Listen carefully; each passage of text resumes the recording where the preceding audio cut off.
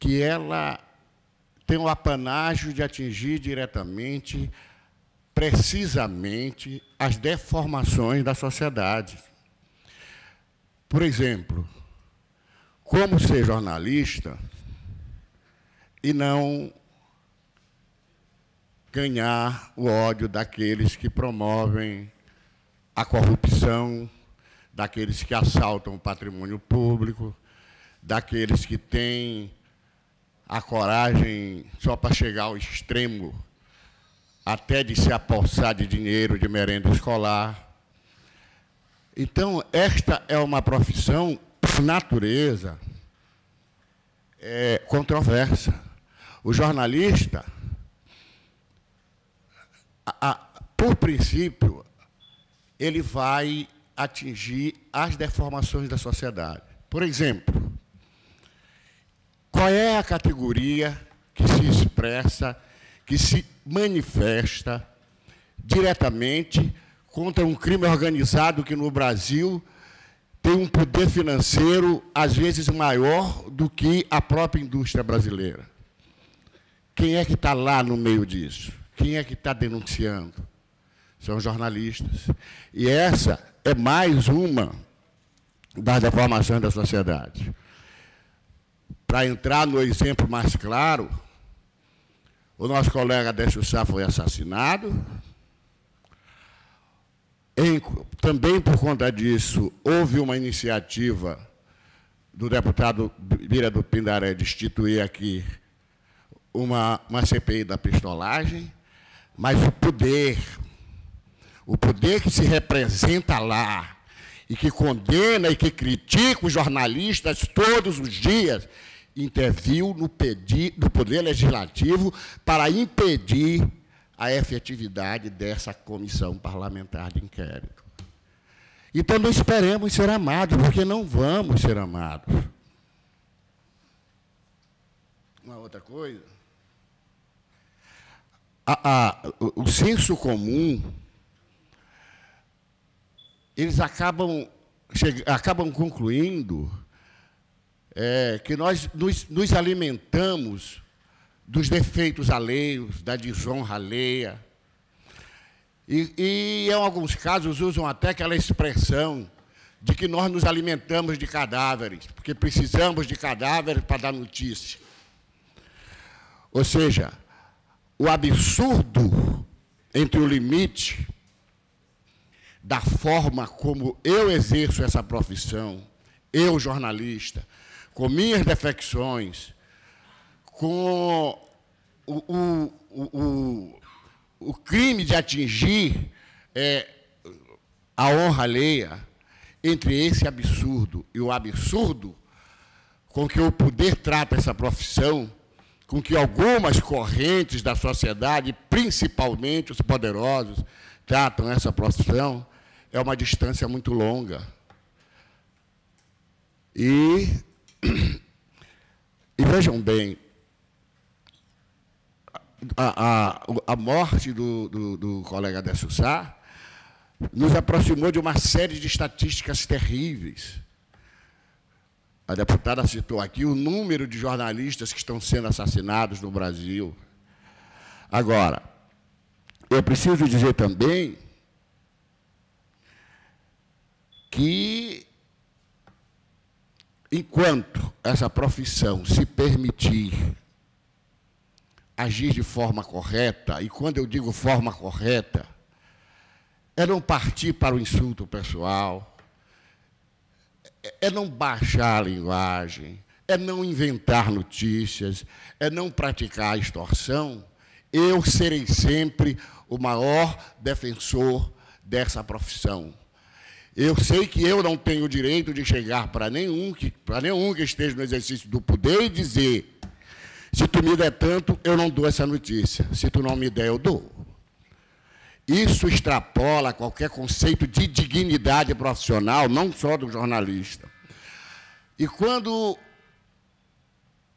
se trata de falar de jornalismo, de discutir sobre jornalismo, há uma outra coisa. A gente observa que um escritor, um poeta, ele invariavelmente é elogiado por todo mundo. Até porque as pessoas julgam que jornalismo não é literatura. Mas eu acredito que é. Aliás, jornalismo é mais do que literatura. Jornalismo é a história contada no dia a dia, minuto a minuto, sem sossego e sem intervenções. O problema é que nossa memória não guarda tudo isso. Mas cada um que noticiou a morte do Décio Sá, cada um que noticiou a morte do Quilombola, cada um que noticiou a morte do último trabalhador rural assassinado no Maranhão, estava fazendo história. E estava contando, e estava escrevendo um romance da vida real e de todas as deformações dessa sociedade em que nós vivemos. Essa, para mim, me parece uma realidade uma realidade crassa.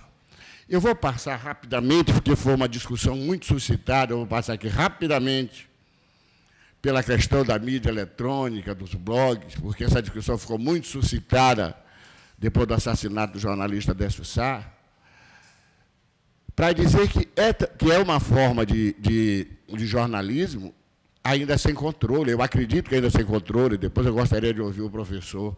Acho que não há nenhuma legislação sobre isso.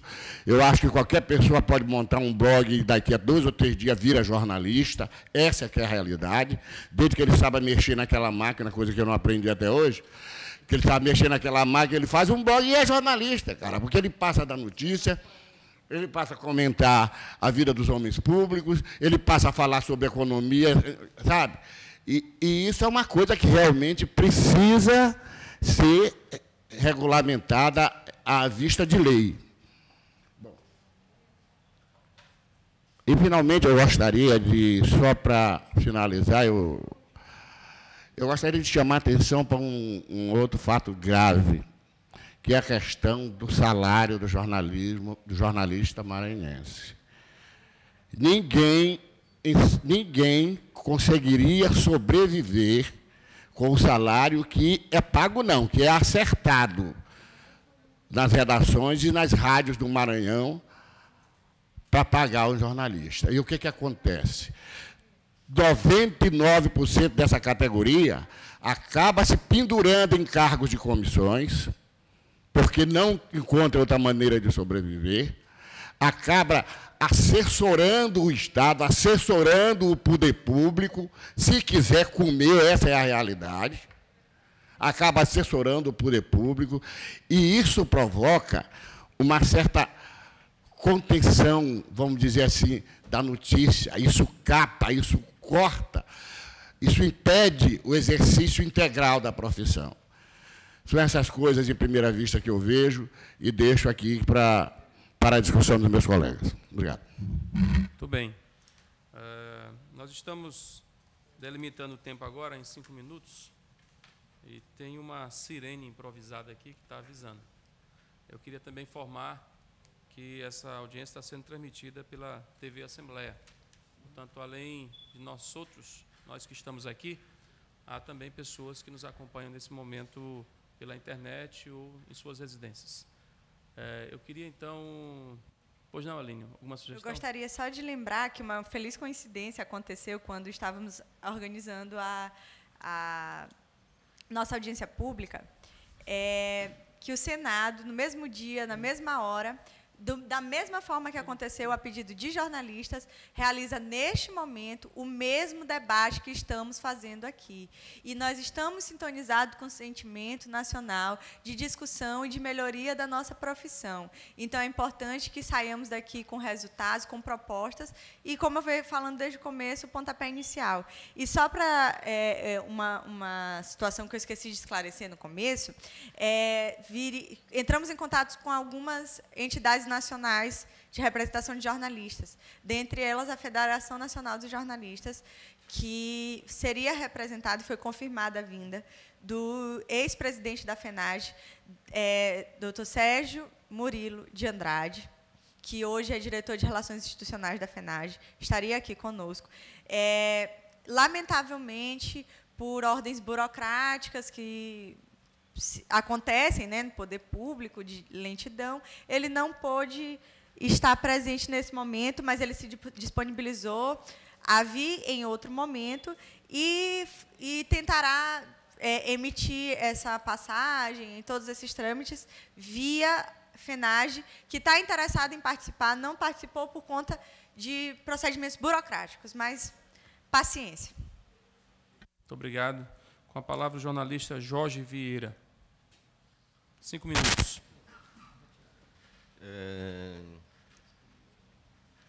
Eu fico meio preocupado quando vejo os episódios que estão acontecendo aqui no Maranhão em relação à nossa profissão, ficarem na impunidade, ficarem sem resposta, por mais que se pergunte, por mais que se tente descobrir o que foi que aconteceu de fato, não se consegue, as autoridades policiais não conseguem dar uma resposta para aquilo que se propõe, que é esclarecer esse brutal assassinato que aconteceu aí de um companheiro nosso, que fazia um jornalismo condenado por alguns, elogiado por outros, mas que não deixou de trazer alguma espécie de medo para quem se propõe a fazer jornalismo investigativo no Maranhão. Essa profissão nossa, como Cunha Santos já disse, é uma profissão bem desejada por alguns setores, até porque nós mexemos com aquilo que a gente mesmo costuma dizer, eu quero vender meu jornal nem que seja com sangue, então a gente mexe com coisas que realmente forte, que mexe com a sociedade. E isso tem me causado certa preocupação, porque de algum tempo para cá eu tenho visto assim uma invasão nessa minha profissão, um negócio assim desproporcional. O que tem de jornalista fabricado da noite para o dia no Maranhão é uma coisa assim espantosa. Até nós nos sentimos intimidados, porque inclusive formam-se panelas, gente se torna, parece que fosse máfia. É um achaque aqui, outro ali. A gente que milita nisso, a gente escuta isso diariamente. E isso está levando, no meu modo de entender, uma certa deteriorização do que seja jornalismo no Maranhão, do que seja essa profissão de jornalista. Vejo muita gente, inclusive, preocupado já em tentar procurar um outro meio de vida, porque nossa profissão está sendo infestada por pessoas sem qualificação, pessoas que não tiveram a menor preocupação em se qualificar profissionalmente, ou de passar pelo menos no banco de uma universidade para tentar saber o que é ética, o que é jornalismo e para que existe essa profissão.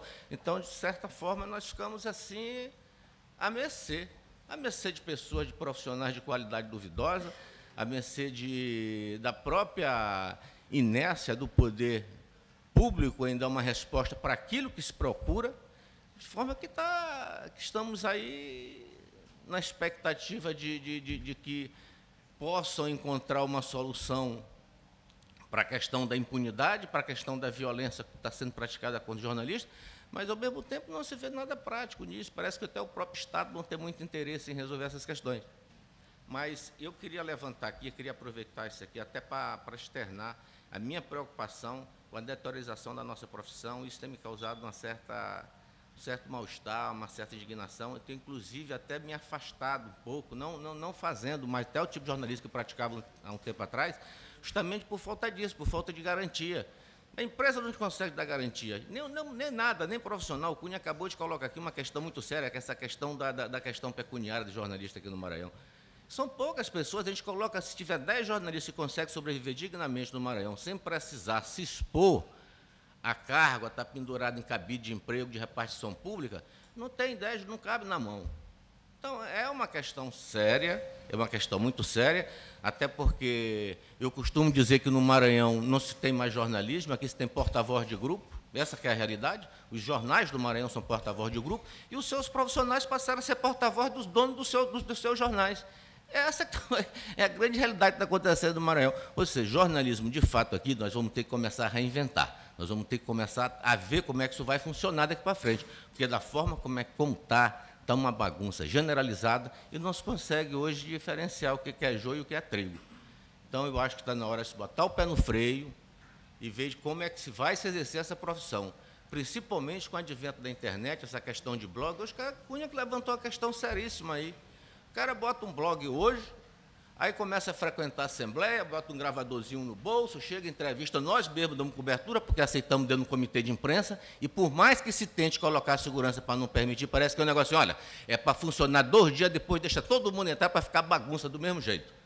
Então, quer dizer, não se tem como separar essa coisa, por mais que se queira, não se consegue. Eu acho que está na hora de botar o pé no freio e ver como é que se vai exercer essa questão de blog.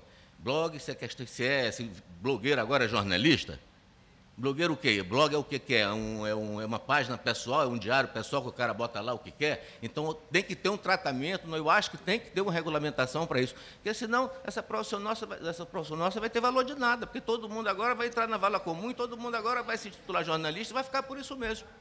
Então, é essa a minha preocupação, que exatamente queria externar isso e ver como é que a gente tenta resolver isso. Obrigado. Obrigado ao jornalista Jorge Vieira. Ouviremos jornalista Itevaldo. Bom dia a todos. Bom dia, o deputado Bira, os colegas de profissão, professor Chico Gonçalves. O retrato do que a gente vive hoje na nossa atividade profissional, ele é um pouco fruto, se confunde com a fragilidade que as instituições do Maranhão têm. Não é só nós. A gente tem um Estado extremamente frágil, a gente tem um judiciário extremamente frágil, a gente tem um executivo extremamente frágil e a gente tem um legislativo extremamente frágil. Talvez esses três sejam o legislativo mais frágil ainda. Eu recordo, o professor Chico era o principal deputado da mesa naquele momento, a gente discutiu aqui nessa mesma sala, convocado por um deputado desta casa, a gente discutiu a implementação, o debate sobre vir ou não implementar o Conselho Estadual de Comunicação do Maranhão. O debate foi feito aqui e aqui se encerrou. As tarefas que cabiam a esta casa não foi a lugar nenhum. Então, o que a gente acaba vivenciando, experimentando, nós fazer jornalismo diariamente, é um pouco dessa fragilidade mesmo que é o Estado. E aí, as instituições do Maranhão são muito frágeis, são muito fragilizadas. A gente não há, quando o Cunha bem lembra, que se tem 13, 14 ou 12 assinaturas para coletar para a construção de uma CPI e, por razões outras, a independência que o Poder Legislativo teria em relação ao Executivo, ela, desapareceu. Desapareceu. Então, assim, o que há no Maranhão, na verdade, é uma interdependência, é um poder, que é o Executivo, que determina o regramento que tem que ser feito, inclusive o regramento de financiamento do pagamento dos veículos que existem no Maranhão, dos jornais impressos, das rádios, das TVs, é o principal cliente, é o principal agente financiador disso, é o Estado. Ele é que permite que se circule 14, 15 jornais diariamente no Estado, ele que permite que tenha programas radiofônicos de toda a natureza, ele que permite ainda que exista portais de internet, ou blogs, seja lá o que for. Então, assim, há um processo, muito frágil nesse debate que a gente está estabelecendo. Quando a gente discute hoje, por exemplo, ainda com a devida compreensão de que o Leonardo Monteiro está em Brasília, no debate no Senado, mas, assim, olha como se vê, é uma direção de unicidade, quer dizer assim, o sindicato não veio porque o presidente está em Brasília, mas o sindicato é só o presidente? A gente não há outros meios de representação ou representantes que o sindicato possa fazer presente nessa mesa? É um debate que tem que ser feito nosso. É um debate que tem que ser feito nosso, a gente tem que decidir coletivo. Nós, enquanto jornalistas, tem que decidir coletivo, tem o período para discutir, para sentar e tal. Quem já discutiu isso na empresa que trabalha? Qual patrão discute no processo, no período correto, o valor da correção do salarial, ou do piso salarial, do coisa que o valha? Não. Aqui no Maranhão, a gente tem uma prática, a gente tem um costume, a gente tem um hábito de achar que patrão é colega. Quando a relação é de patrão e empregado. Mas aqui é diferente. Aqui a relação é de coleguismo. Talvez por esse coleguismo, que algumas deformações, como o Jorge pontuou, como o Cunha também pontuou. Deformações que a gente está aí que se pendura, pendurar alguns locais, alguns espaços, para complementar a renda, para ter o mínimo de dignidade salarial e tal. A gente veio se perguntar quantos jornais impressos São Luís do Maranhão, basicamente, cumprem o valor do piso. Quem paga? Quantas rádios no Maranhão pagam o valor do piso do radialista? Quantas TVs no Maranhão, que são muitas, pagam o valor do piso do repórter cinematográfico ou do fotógrafo? Quantos pagam? Então, o que há disso aí é que a gente se acostumou, a gente achou que isso é normal, que isso é natural, que é o caminho que o Rio tem que percorrer, a gente vai aqui no Rio. quando há enchente, a gente quer se agarrar no primeiro galho que está lá. Quer dizer, o barranco esbarreirou, a gente quer pegar no primeiro galho. Sabe? E não é bem assim. Sabe? Não é esse o caminho. Porque, de fato, aqui, ó. Sabe? O debate está sendo anunciado, o debate que foi causado por uma morte, causou comoção em vários setores do Estado, né? Mas olha o tamanho do debate. Talvez as pessoas tenham mais preocupação, né, com a sua vida lá, como eu resolvo minha vida, como que eu resolvo minha editoria, como que eu resolvo, né? Por outro lado, e aí um pouco do que a Aline colocou ainda há pouco, que é colocava ainda há pouco, gente, de fato, o blog não é jornalismo e blog não faz ninguém jornalista. Blog é uma ferramenta na internet, concluindo, blog é uma ferramenta na internet, a gente pode apresentar esse debate, que as pessoas se expressam livremente. Liberdade de expressão também não é um direito de jornalista. É um direito constitucional garantido a todo cidadão brasileiro. De se expressar livremente, quando achar que deve, pode ser no banquinho no meio da praça, pode ser no carro de som, pode ser no blog, pode ser numa coluna de jornal, pode ser no programa de rádio, pode ser, sabe? Tem as mais diversas ferramentas de expressão disso. Então, assim, isso não é, sabe, uma carta nossa de seguro, não é isso que nos faz diferente dos outros, não. O direito de se expressar livremente é constitucional. Todo cidadão pode fazê-lo. Agora, que tem que saber, de fato, são os limites que a gente percorre nessa atividade nossa. Que limite que está se colocando isso lá? Quer dizer, nós jornalistas somos também blogueiros, temos blog. A gente tem lá, né, os mesmos princípios que regem a nossa atividade quando eu estou numa empresa, como está no Maranhão, o Jorge está no Pequeno, o Cunha está no Pequeno, o Aline estava no Terra. Quer dizer, a gente segue o procedimento. Tem o código de ética aí para ser cumprido. Pô. Há um código de ética para dar orientação, para dar rumo, para dar caminho para a gente, a profissão. E muita gente esquece disso, né? A gente esquece disso porque é um terreno fértil mesmo, um terreno fértil para surgir, para nascer uma série de graminhas que não são... Então, assim, inicialmente, o debate é isso, sempre propor isso, a gente começar a discutir. Agora, tem que olhar com a gente para a vontade de cortar na carne também, sabe? Porque só apontar, só dizer que, olha, está para lá, está lá e está lá, e a gente não avança. Né? A gente não avança e não pode ficar como ficou o debate sobre o Conselho de Estado da Comunicação. Ficou aqui nessa sala, desligadas as luzes, desligadas as câmeras, os microfones, a gente foi para casa e lá ficou. Muito bem. Não se encontra, né? Ouviremos, então, o professor Francisco Gonçalves.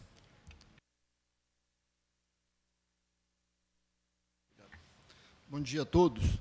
Eu sou professor da Universidade Federal do Maranhão e, nos últimos anos, nós temos feito um esforço para construir uma base de pesquisa sobre o jornalismo no Estado do Maranhão.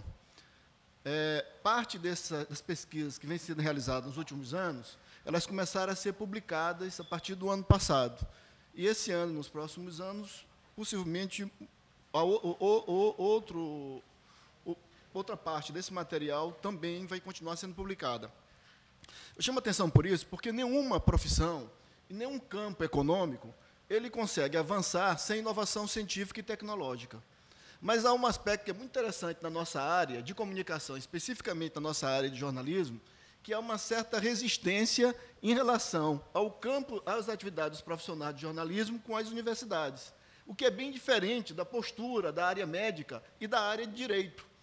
Quer dizer, um profissional de direito, um profissional da área de medicina, eles têm interesse em manter os laços mais próximos com as instituições de pesquisa, por conta do benefício que isso traz para o aprimoramento do trabalho e para o fortalecimento da área. Eu estou fazendo esse comentário para dizer o seguinte, que eu estou aqui na condição de professor do curso de comunicação da UFMA, mas na condição de jornalista. Porque é importante que a gente leve em consideração que o exercício da atividade do jornalista implica no ensino de jornalismo também. Né? Então, eu estou na condição de jornalista também, e na condição de professor universitário. Então, eu quero dizer isso para estabelecer que nós, professores universitários de jornalismo, fazemos parte dessa atividade de jornalista. E, por conta disso, eu queria levantar, a partir dessa premissa, da importância da pesquisa científica, para pensar o campo, para dar base de avaliação das atividades da mídia e do jornalismo no nosso Estado, me parece que tem 4 questões assim que nós precisaríamos dedicar um certo esforço de reflexão. A primeira é a estrutura das empresas de comunicação em nosso Estado e a profissionalização da atividade jornalista. Porque, se nós observar, um problema que diz respeito à precariedade da atividade jornalista, e uma delas já citada aqui, que é a base salarial, ou que são as garantias do exercício profissional, quer dizer, a base salarial e as garantias do exercício profissional, mas há também o que se refere à precariedade das empresas de comunicação em nosso Estado. Embora ela esteja organizada como empresas capitalistas para explorar o negócio das notícias, pouco dessas empresas conseguem ter um desempenho comercial compatível com a sua proposta de ser uma empresa que explora o negócio de jornalismo. Eu basta dar um exemplo para vocês. No levantamento que nós fizemos em 2010, dos jornais impressos e diários em circulação na capital, apenas 4 chegavam a ter um rendimento de mais de R$1 milhão por ano, o que mostra a precariedade das empresas de comunicação do Estado. Quer dizer, esse é um aspecto importante, porque, assim, de um lado, nós temos um problema que enfrenta, quer dizer, a precariedade da atividade profissional, de outro lado, também, nós precisamos enfrentar um debate sobre a estruturação das empresas que competem no mercado de comunicação no Estado, né?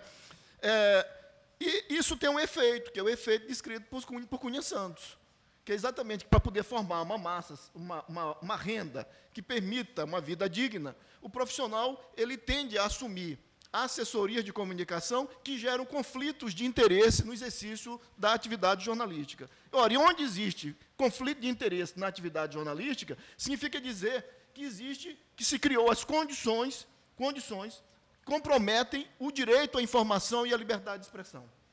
Então, parece que, nesse sentido, as condições de trabalho dos jornalistas e as estruturas das empresas, elas terminam comprometendo essas duas questões fundamentais. Então, me parece que esse não é um debate menor, mas que elas têm causas políticas e econômicas, e não só causas políticas. Por exemplo, o esforço que nós temos feito nos últimos anos na universidade é para evitar um certo maniqueísmo de pensar a mídia apenas pelo viés político. Exatamente por conta disso, nos últimos 2 anos, eu coordeno um projeto de pesquisa na universidade que exatamente está voltado para analisar o mercado de notícia no Estado do Maranhão, quer dizer, as condições econômicas de estruturação das empresas e da profissão de jornalista em nosso Estado. A segunda questão, que me parece pertinente nesse debate, que os colegas já apontaram antes, ela diz respeito ao impacto das tecnologias digitais no exercício da atividade jornalística. De fato, com o surgimento das plataformas de mídias digitais e, com isso, a possibilidade das redes sociodigitais, isso vai alterar a produção da notícia e vai alterar não só também a produção da notícia, mas as formas de participação dos indivíduos, das coletividades na esfera pública. Eu diria que a existência dos blogs, por exemplo, teve um aspecto positivo do ponto de vista da democratização da opinião no Estado do Maranhão. Mas a ausência de uma regulamentação da atividade jornalista levou a que as condições antes descritas da precarização, elas fossem ampliadas, a precarização da atividade jornalista, com a questão dos blogs. Mas o problema ela reside numa questão que os jornalistas precisam enfrentar. É que toda vez, quando se fala em regulamentação da atividade do jornalista, se acusa a FENAGEM de querer violar a liberdade de expressão.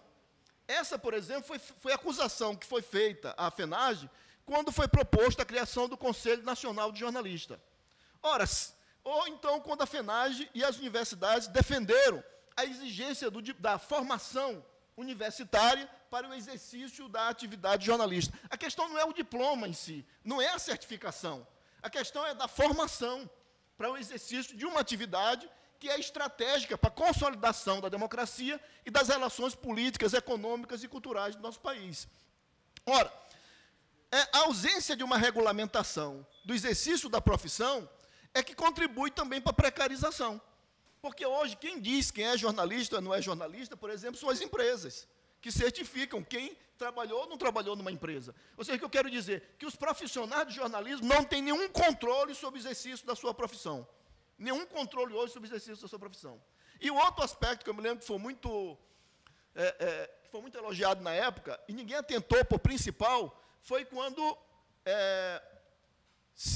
o Supremo considerou todo o arcabouço da lei de imprensa como inconstitucional. É importante lembrar que a lei de imprensa, já naquele momento, já não estava em prática, naquilo que era coercitivo, naquilo que estava vinculado ao arbítrio da ditadura militar, já não tinha nenhuma praticidade a partir da Constituição de 88. Mas, quando se revoga tudo, se esquece que naquela lei havia conquistas da categoria dos profissionais de jornalismo. Inclusive, conquistas importantes da sociedade sobre a regulamentação de direito de resposta. Foi aquilo que foi posto fora, naquele momento. E aí, aquilo, sem se perceber que toda a regulamentação, mesmo num período como aquele, ele é uma regulamentação que traduzia diferentes contradições da sociedade brasileira. Então, essa questão, então, o que me parece, quando nós estamos lidando com a questão dos blogs, e recentemente, o que ela vai trazer à baila, e todos estão aqui apontando, ela vai expor, não só isso, mas a precarização do trabalho, essa questão do impacto tecnológico, ela vai exigir uma deontologia da atividade jornalista. Uma deontologia da atividade jornalista. Porque,